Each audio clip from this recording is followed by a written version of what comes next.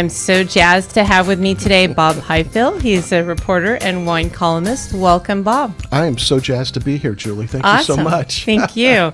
All right, and we're going to talk about everything wine. So tell us about your background in the wine industry. My background in the wine industry really kind of came out of my work with the Stockton Record. I've been with the Record since 1990. I was in sports. Woohoo is right. Yeah, I was in sports for most of my career. Oh, and I guess I started kind of catching the wine bug in about 2002. And I wrote a column about this, and I was asking people, what was the first bottle of wine that turned you from a wine drinker into a wine enthusiast? And the response was amazing, and people really do remember that seminal bottle of wine. And for me, it was a bottle of Pinot Noir that I had with dinner in Carmel.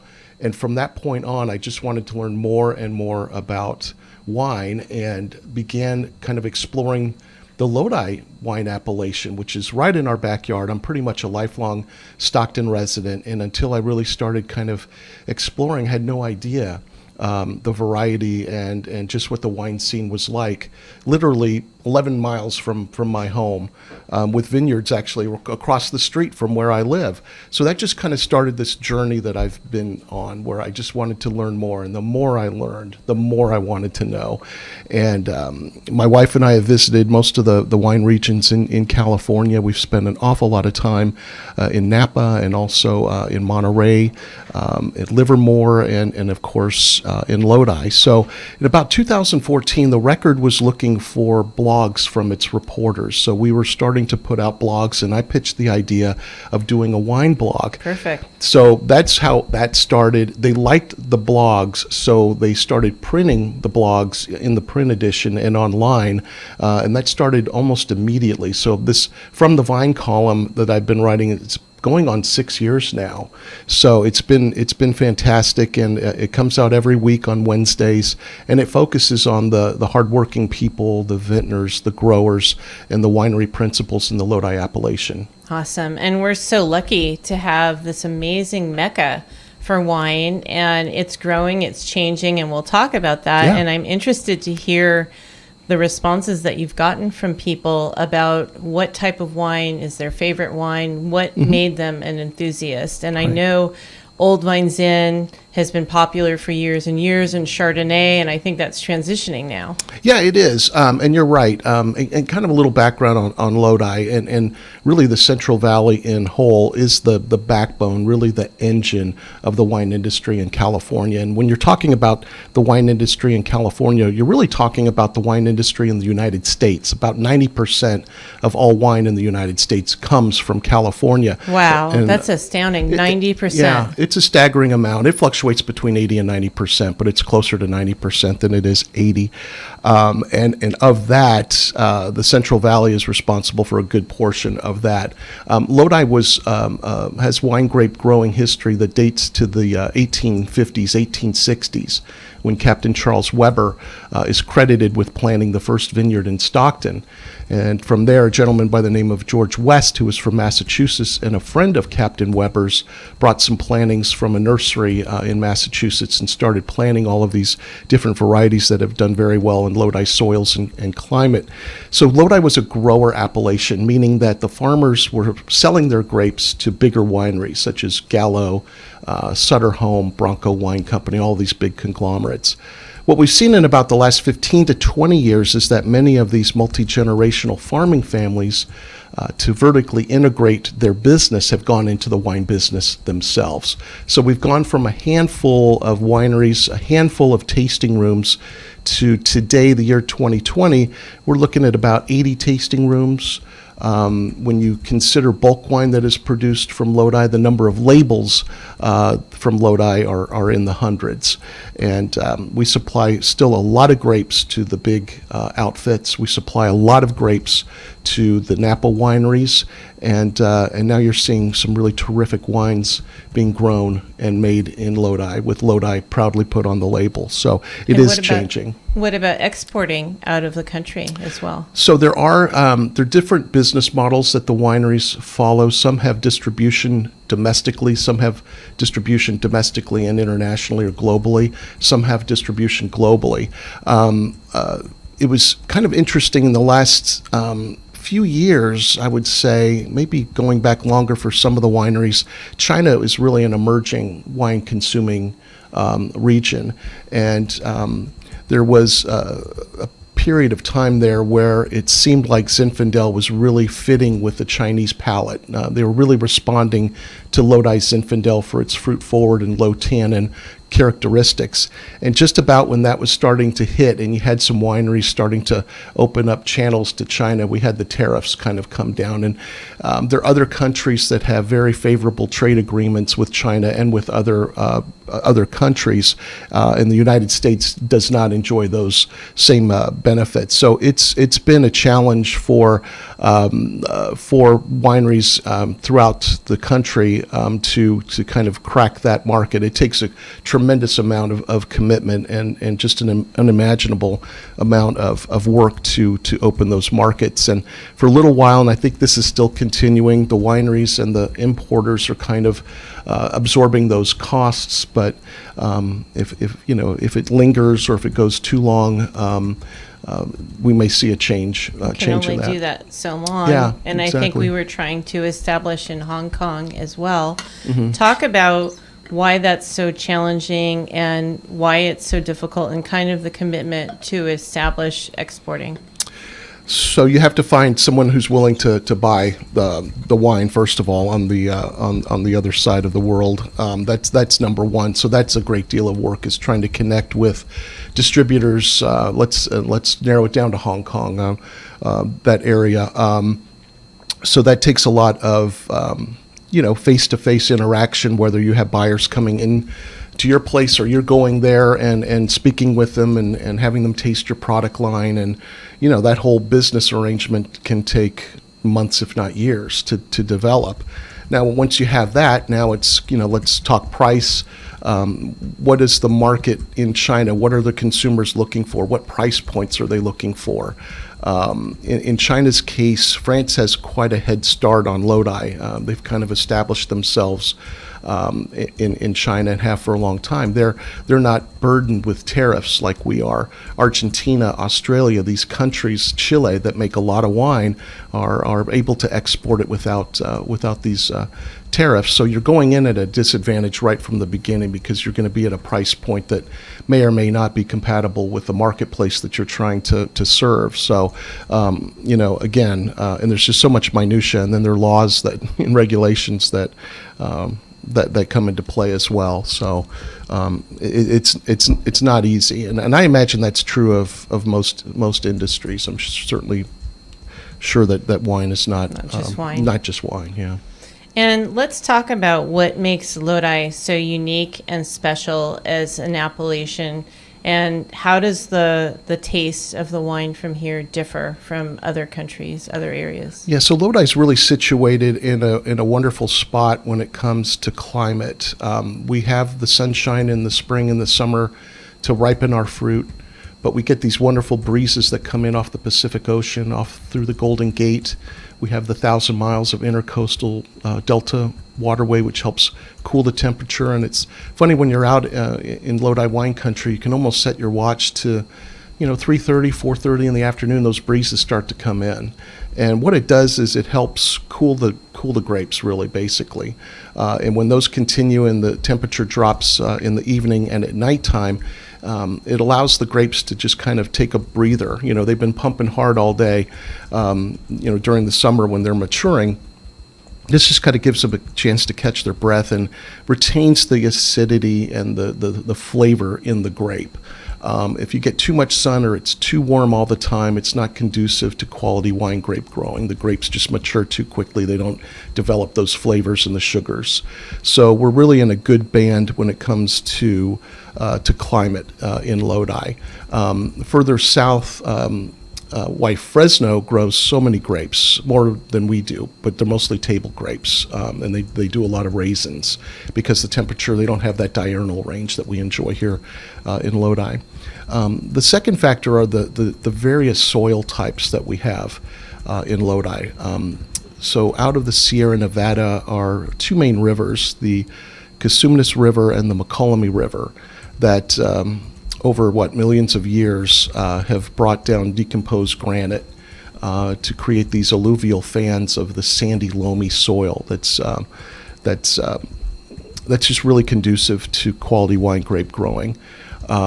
In about 2005, the federal government approved Lodi to break into 7 sub-AVAs, because within the Lodi appellation, there are these different areas where the microclimates and the soils are different, and it's important to accentuate those differences and know what they're about, and be able to plant varieties that do well in those areas. So perhaps like a little more east, if you're talking in the Clements Hills area, a little bit north of that in Alta Mesa and the Slough House, those are all sub-AVAs of Lodi, to kind of help in your mind's eye where Slough House is, just kind of east of Sacramento, kind of coming down into Elk Grove. So we're talking about an appellation that stretches that far north. The soils tend to be rockier, a little more depleted of nutrients, so red varieties that grow well in the Bordeaux region do well there. Also white wine grapes do well there. Clements Hills has some soils too that are a little bit more rocky, a little more volcanic in nature. And then when you're talking about the floor, where Lodi actually is, that's an area called the McCullummy River sub-AVA, and those are the real sandy, loamy soils that we were talking about earlier. And in the McCullummy sub-AVAs where we have some of the oldest plantings in Lodi, some dating to the 1880s that are still in production. Amazing, amazing. And I'm glad that you brought that up about the soil. I know I've interviewed the Zuckermans, a family that was farming asparagus for multi-generations, and they talked about the difference in the soil in our community and the Delta that just provides amazing flavors to vegetation, whatever you're growing. And I think that we're so lucky to have that in our backyard. Yeah, absolutely. I mean, this is really the breadbasket of the country, certainly of the state. So, yeah, we are blessed to be in a real agricultural rich area, and I think that poly-agriculture or multiple agriculture is a benefit as well. You know, this is a real agricultural-based community, and farmers that really work together and try to help one another. Awesome. Yeah. And can you talk a little bit about blending wines and also trends of where you see the industry going now? Yeah, so blending is a situation where you may have different varieties of wine grapes, and the winemaker will test each lot and try to determine a blend. So sometimes a synergy can exist when you're making wine. Whereas when you blend 2 or 3 or more varieties together, the end result is better than any of those wines on its own.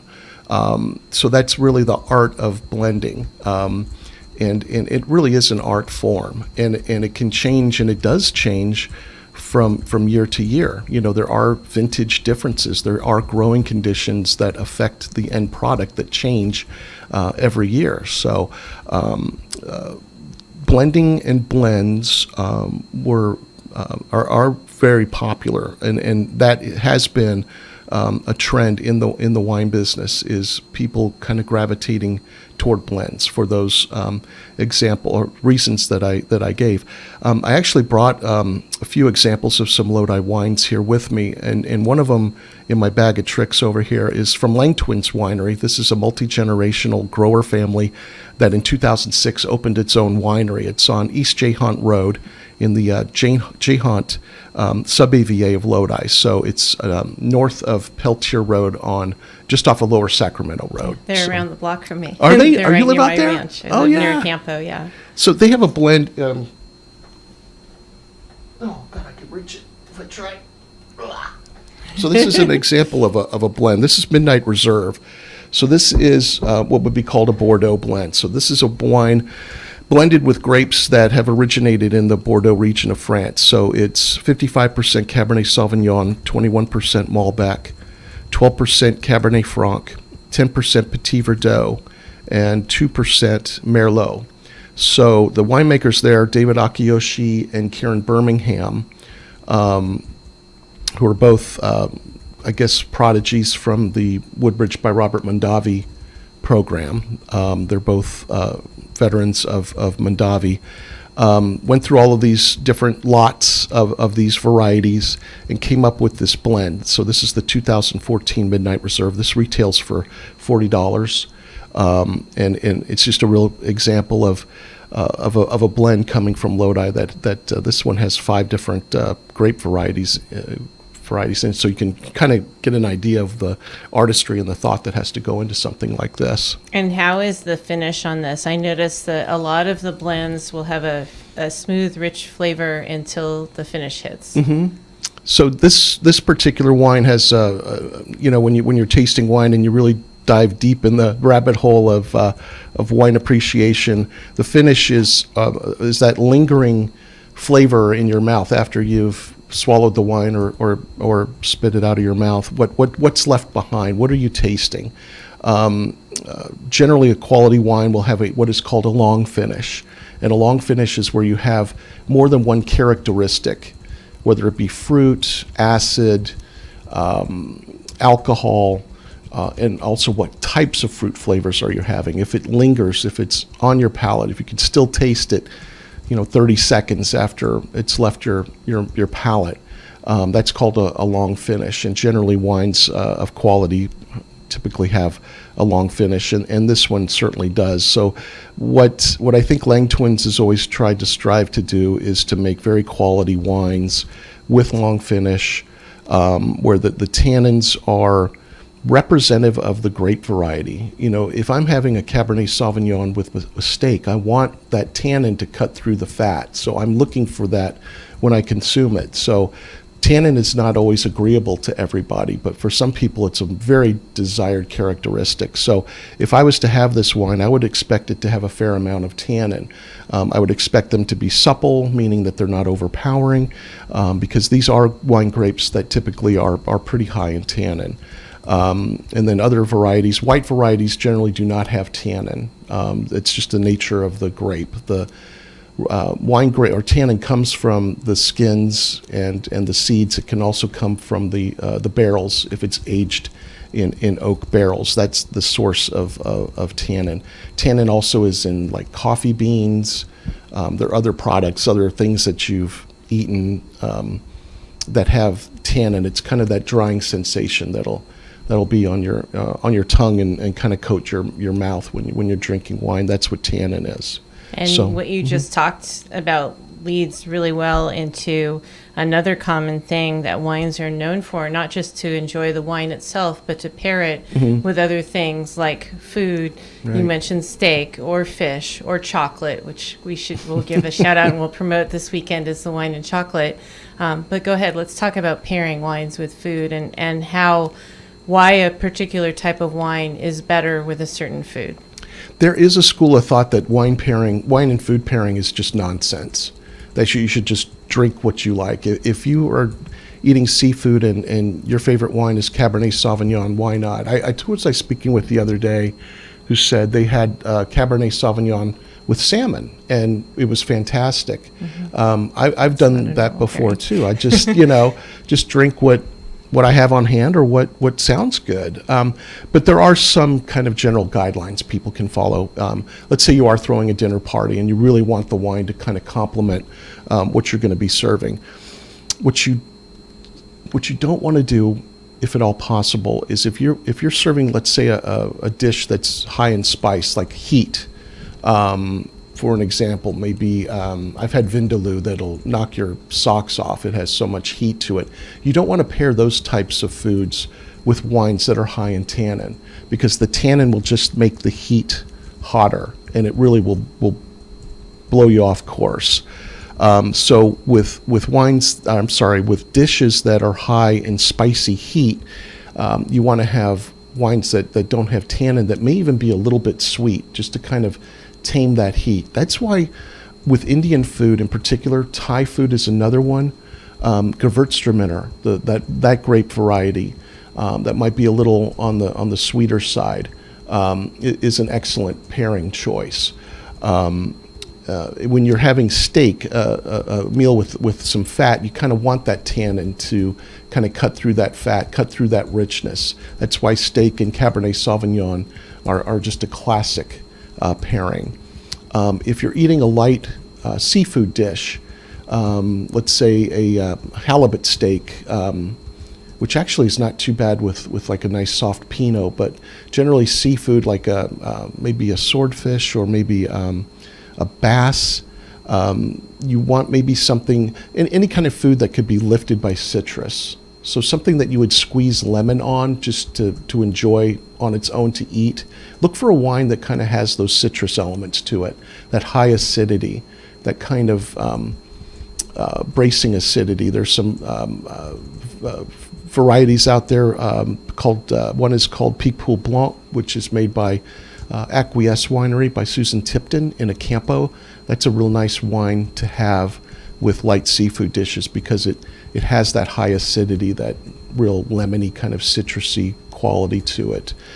So those are just some general thoughts. And another one real quickly is when you're serving a sweet dessert, you want to have a sweet wine with that. So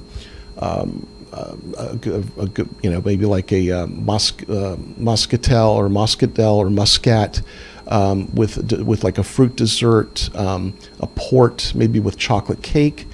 But I've also had like Cab, I think really works well with chocolate.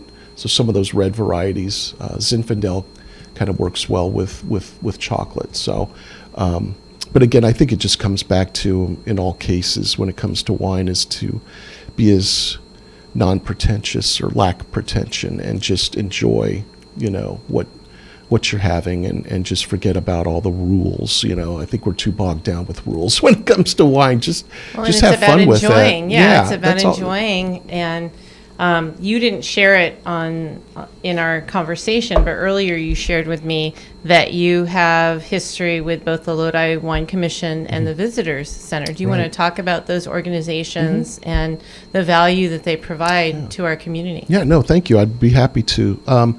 I worked for a little more than a year in marketing and communications for the Lodi Wine Grape Commission. And I have worked for about 3 years part-time for the Lodi Wine Grape Commission, which has a tasting room at the Wine and Roses Resort at 2545 West Turner Road. It's near Lower Sacramento Road. It's open 7 days a week, and in there we have lots of information and a very knowledgeable staff about Lodi. We can make recommendations of wineries to visit based on your preferences. We have a brand new map that has a load of information and shows where all of the wineries are. Julie, this might interest you. There's a legend there, a key that tells you if the winery is dog friendly or not. Awesome. Yeah. And many of them have picnic areas and their hours of operation and their website address. So it's a great place to start your wine adventure in Lodi. You can get a lot of information there. On top of the fact, we have a tasting menu that has 7 different wines on it, all from Lodi. And you can pick any of the 4 on the list, and it's a $10 tasting fee. We change that list every Friday, so you virtually can never, unless you come every day, you're going to come in and experience 7 different wines. Also for sale there are wines from throughout the Lodi appellation. Many of them are wines you can't find elsewhere because some of the wineries do not have their own tasting rooms. So they use the visitor center as a way to sell their wines and expose them to consumers. And can you still get your tickets there for the wine and chocolate? I know in the past I've purchased tickets there. Yes, you can still purchase tickets there. The best way is to go to Lodi Wine and Chocolate, all spelled out, lodiwineandchocolate.com. They're pretty much doing everything now on phones. We're in the digital age. So, and that is this weekend, by the way, Friday, Saturday, and Sunday. Correct. So there are some events on Friday. We were talking about this earlier, Julie. There's 6 wineries that we're having wine and chocolate dinners, wine pairing dinners, which look wonderful, and they're all sold out. They sold out quickly. They did, yeah. So hopefully that'll continue, and maybe we'll get some more. They'll get some more wineries on board next year as this evolves. The weekend itself is Saturday and Sunday coming up, and that's February 8th and 9th, if I'm correct. And basically, to take part, get your ticket. They've done something different this year.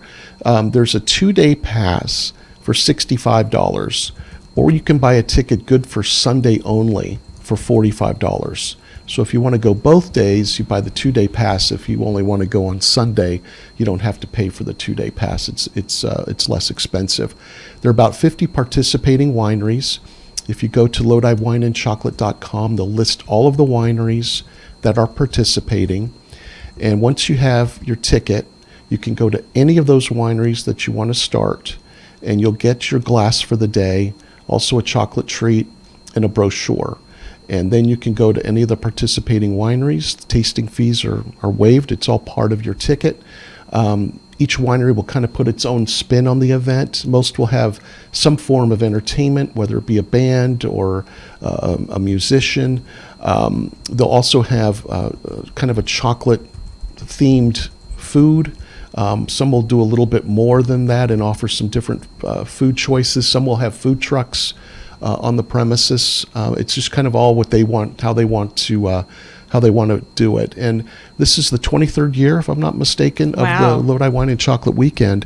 And the purpose of it was to attract people who may not be too familiar with Lodi, give them an opportunity to kind of get out there and explore and see what's out there. So it gives the winery some exposure, maybe to a different audience or an audience not familiar with Lodi. I went for many years, so I just enjoyed I've the gone event so several years. much. It's a great event. And we should say that not every single winery participates. And so your favorite winery may or may not, but it doesn't mean you can't visit them on that day. And there's more wineries to visit than you can see in those 2 days. Oh, so absolutely. don't think you're going to see everything. And a couple things that I think that are amazing about Lodi is that all of the wineries are fairly spread out. Yes, there's a couple that might be close to each other, but they're a good distance. And I think that allows the opportunity that you're not in a huge line of people normally. Now, on this weekend, you might be to get into a specific venue. But they're all unique. They're all very personable. They're the people that are there, that are the owners or the people running the tasting, are excited to see you. They want you there. They value you coming into their facility, and they all offer something that's just amazing. And you might go to one winery that has old vines in and another one that has that, and they're going to be totally different. It's true. Zinfandel is one of those varieties that really kind of takes on the qualities of the winemaker, and it is very terroir driven. And terroir is a fancy French word that encompasses a lot of different things, including soil and climate and all of that stuff. So Zinfandel really can be different from place to place, and yeah, it's fun to explore that and try the same variety but from different wineries. It's really an interesting kind of side thing to all of this. The other thing that I find interesting is you'll go to a tasting and they'll want you to try 6 different things and they'll have a certain order. And I don't always want to do that. And it depends on what number winery it is that I'm at. If I'm at the 5th one, I don't want to go through. I know that I personally like the sweet wine, so I might just jump to that. And they're not always so happy with that. But it's just interesting to me about the sequence that they want you to go through. Do you want to talk about that? Yeah, so we do this at the Lodi Wine and Visitor Center. So we generally have our menu arranged so that wherever you start on that menu, let's say that you don't want whites, you want to skip to the reds, we suggest you kind of go in an order from lighter bodied to the fuller bodied wines. It just seems to be a natural progression for your palate to kind of wake up with that first wine and then just kind of gradually progress in intensity. So we always have our whites at the top. We'll have a rosé if we have a rosé that week underneath the whites, and then we'll get into the reds and go from lighter bodied to fuller bodied. But this gets back to what I was saying earlier. If you want to start at the bottom and work your way up, start in the middle, go up, and then go back down, who the heck cares? We're certainly not gonna shame you for doing that. That's, again, just getting back to the whole non-pretension. Why, Dan Pinella, who's the owner of Oak Farm Vineyard, said it perfectly. He said, we're so anxious for you to come here and try and experience what we have. Why do we want to make it so difficult for you? We don't want it to, they don't want it to be difficult. And there really is an authenticity to Lodi. They are still a little bit unspoiled by commercialism. It's still a relatively, when you think about it, it's an old wine growing region, but it's a young winery region. So we're kind of what Napa was, the Napa my parents remember, when they used to go and they were in their 30s and 50 years ago and 40 years ago, and they would go to Cake Bread Cellars, and Jack Cake Bread would be there, and the Garage, and now Cake Bread is this huge outfit, makes great wine. So we're kind of in that infancy stage, and that makes it fun because you really can get to know the people that are there, and you will run into owners and winemakers when you're out in Lodi. It's really fun. And it's awesome. And I love that we're also marketing our region for weddings. I'm just graduating from Leadership Lodi, and when we went to the Lodi Visitors Center, they were talking about how they're marketing to the Bay Area and Los Angeles for weddings, and they want people to come up here. And it's so beautiful and so picturesque. And again, that's something unique that we have. Yeah, absolutely. Make Lodi a destination. I know that's a big push by people with a vested interest in Lodi, and there's a lot happening in Lodi. We have some really neat things coming. They're going to expand the Science World of Wonder Science Museum. Is that correct? They're expanding across the street. They're trying to buy out that whole street across the street. So that's exciting. I see that they're making progress on the bowling center that's going to be near downtown. Papa Pavlo's is opening a restaurant. There'll be some other restaurants there. So there's a lot going on in Lodi. And when I work at the Wine and Visitor Center and I'm pouring there, people from all over the world are coming in. I've met people from Australia, from South America, from Poland, from England. A lot of Canadians come. In Mexico and South American countries. I mean, they're coming all over the world. They've heard about Lodi. They want to check it out. And because we're so centrally located, we're close to a lot of other tourist attractions. So many times people from out of the country are stopping in Lodi on their way to the Bay Area, or maybe they're going to Napa or Tahoe or Yosemite. And so we're really kind of at the epicenter of all of those places. And so very many times we're part of a tourist's loop, so to say, through California. Which is awesome.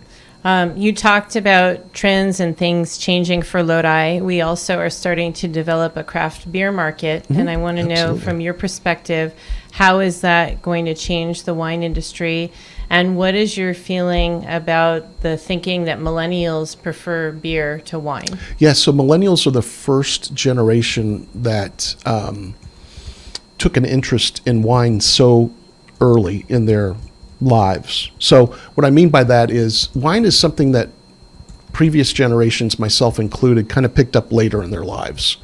I was all about the beer and still am to a great extent. Really didn't get into wine until I was in my late 30s, early 40s. But millennials, and we're talking about legal drinking age, like 21 to 32, they were really hot on wine. And kind of the lifestyle, that seemed to be real important to millennials. And it kind of shifted and still is kind of affecting the tasting room experience. Whereas I think up to this point, you'd go into a winery tasting room, you'd stand at the bar, you'd have a menu presented with a number of choices, and there's a cost, and then you would waive it if you bought bottles. That's still very much the model most every place, but we're starting to see more of the experience or experiential types of tasting room interaction with consumers. And I think millennials should take a lot of credit for kind of setting that trend, where you may, instead of going to 4 or 5 wineries in one day, you may stay at a winery all day, or hit 2 wineries and spend several hours there. It may involve a tour of the cellar room and the vineyard, maybe a seated situation where your group is one-on-one with a wine educator, and they're taking you through the wines and really experiencing or talking about them, and you really have a full experience with those wines. We're kind of starting to see that crop up in some Lodi wineries. We're still probably a way off from that. What we've also found out from millennials is that they are they're not brand loyal, and they basically try something, and when they're finished with it, they go on to the next thing. So we're seeing a drop in wine consumption among that demographic, because they've kind of gone through the wine and now they're looking for other things. Craft beer is huge. The marijuana industry, the cannabis industry is certainly going to have an effect. I think the wine market, the wineries are trying to adapt by maybe altering their tasting room experiences and also offering products such as canned wines in cans that are convenient, that people can take with them, put in a nice chest and go to a ball game or go to go to an attraction and kind of handle it like it's responsibly, hopefully, but like it's soda or some kind of other canned beverage. So it's challenging. We kind of saw, the trend really kind of ramping up, and it's still going in a good direction, but it's probably tailed off just a little bit. And that's business. We have cycles in business all the time. So well, and things change, and if you don't change with the times, you fall behind. We were looking at canned wine for our county fair last year. Because of what you said, convenience. Yeah. It's not always practical to be able to have an opener, a bottle opener with you, and somewhere where you can pop the cork off, and that there's a certain ambiance with that. But I think it's a generational appreciation. Absolutely. Yeah. And the millennials look at things differently, and we need to make sure that we are doing the things that market wants. Oh, absolutely. I had an interview with John Chase just the other day of Chase Chevrolet, and he said, huge community advocate. Absolutely. He's awesome. Amazing. Change with the times, or the times will change you. Oh, I like I thought that was great. We were talking about multi-generational businesses, and John is the third generation in his family to run Chase Chevrolet, and that's going to be we're doing profiles on legendary businesses in the Records Outlook section, which will come out on March 1st. Awesome. So I'm doing one on Chase Chevrolet, and actually on Lang Twins. We've talked about them a lot, but trying to connect with them. So they're fifth generation right now. So Randy and Brad Lang, who are the twins for Lang Twins, their kids are involved in all aspects of the business. So they're in a good position to continue with it being family run. Awesome. And I want to go back and give another shout out to Chase Chevrolet because they support so much. And a shout out to Roy Morales, who's a fellow Lion, and Chase Chevrolet has been pivotal in so many events and bringing back our football championship and just other things in the community. Right. Any major event, Chase is there to support it. They've been a huge supporter of events that the record. We have our All-Star Salute to the Preps coming up in June. They're one of the great sponsors for that, and so many other things. And the $10 million gift that John and Chase Chevrolet gave to University of the Pacific for its community involvement project or program is $10 million. I mean, that's huge. To help low-income young adults continue their education is just remarkable. And education, to me, is something that can allow someone to overcome all barriers. Absolutely, So we need to promote that, and that's huge that they did that. Earlier, you mentioned that a lot of the tastings will waive their tasting fee if you buy a bottle. Do you want to talk about a wine club membership for our viewers or listeners that may not be aware of what that is? Yeah, so you can join. If you really like the wine from a particular winery, they all offer what is called a wine club. We have a wine club at the Lodi Wine and Visitor Center. We have one. And before I forget, I do want to talk a little bit about what the Lodi Wine Grape Commission is, so I'll try not to forget. But in talking about a wine club, there'll generally be 3 to 4 releases per year, and you'll get anywhere from 2 to 6 bottles, or you can get a case. It's just completely up to you. And there'll be different wines from that winery. The Lodi Wine Center Wine Club is kind of different because your release will be wines that are different. So you can be in an all red club or a club that has reds and whites. They'll all be from different wineries, and we never replicate the same winery. So it'll be stuff that's kind of hard to find. It'll be wines that we've all tried and really think are worthy of being in the wine club. Most all of the wine clubs will have other benefits associated with your wine club membership, such as discount on bottle purchases, on case purchases. They'll offer free tastings for you, and usually up to 4 or 6 people altogether. So you could bring a small group with you to the winery and be able to go through their tasting menu at no charge. That's a nice perk.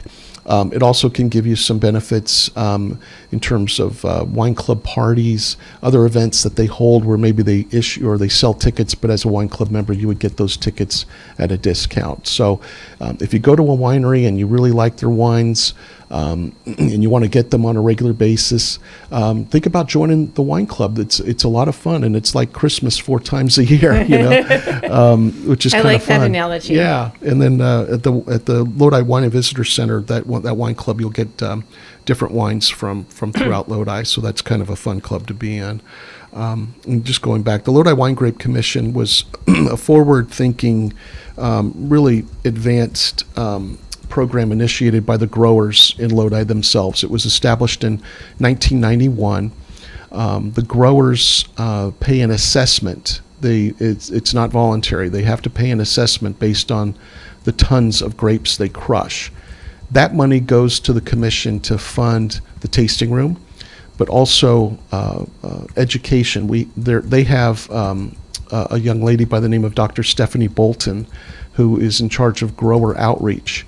And she has a doctorate, and so she is on the cutting edge of education. So she goes to the growers and holds symposiums and workshops, really to try to get them up to speed, to help them, because there are lots of natural elements out there. They're farmers, so you have constant disease pressure, the water pressure. There are all kinds of things that are working against farmers, and she's instrumental in keeping them up to date on all that is going on. Pesticides, yes, natural garbage, predators, trash, yeah, all of that. Pierce's disease, mealy bugs, all of those kinds of things.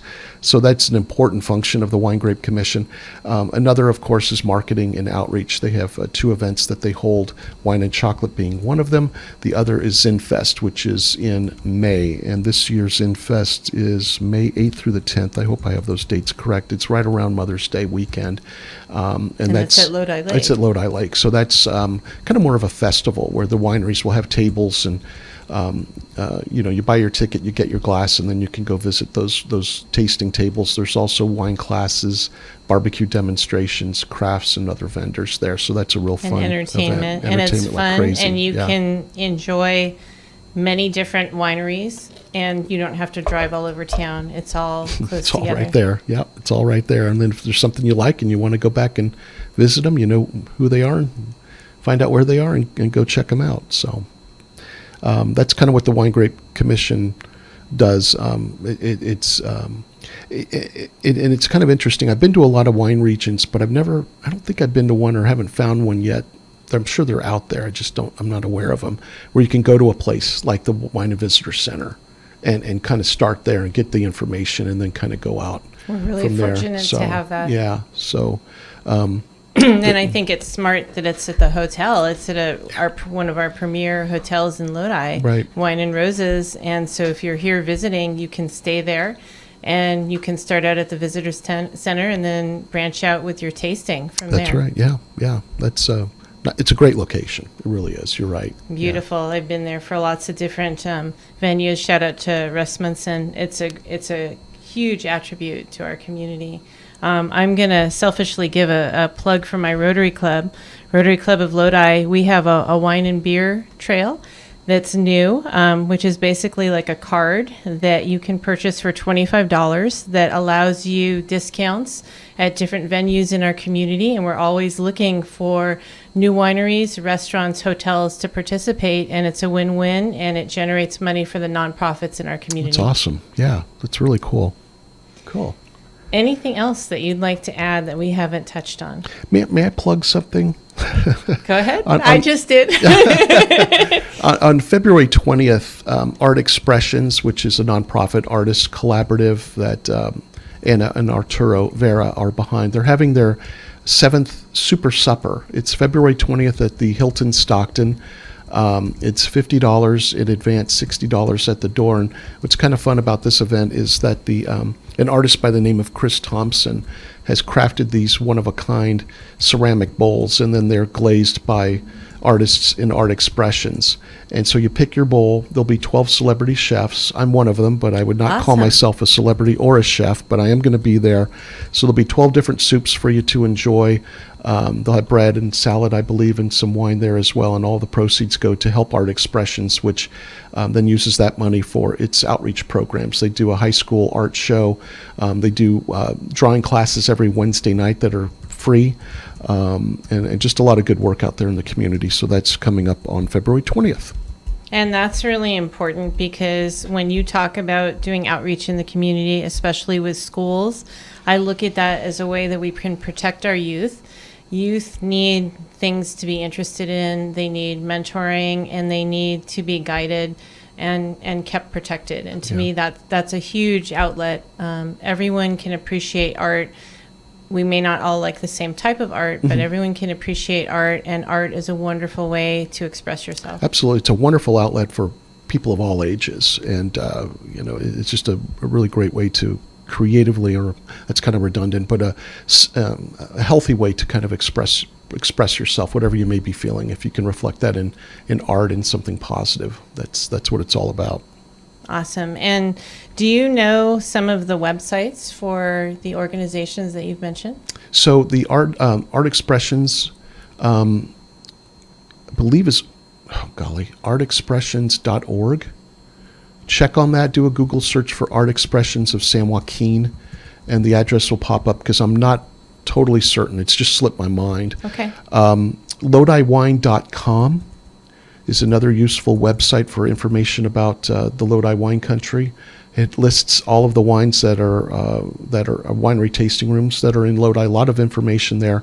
And then finally, Lodi Wine and Chocolate, all spelled out. LodiWineandChocolate.com will give you all the information you need for Wine and Chocolate Weekend. All right. And what about the Lodi Wine and Grape Commission? So that's also on the LodiWine.com. Okay, perfect. Yeah. Awesome. That's So all it's right all there. together. It's all together. That's right. awesome. That's that's their convenient. website. And the information, one of the dashboard items is wineries, and you can get more information on all of the wineries. Awesome. Well, I really want to thank you for coming out today. You're a wealth of knowledge, and to me, it's exciting. We have so much to offer in our community, and we need to celebrate that and help promote that. My pleasure. Thanks for having me, Julie. All right. Thank you. And with that, I'm going to sign off. I am the voice of San Joaquin. You are the voice of San Joaquin.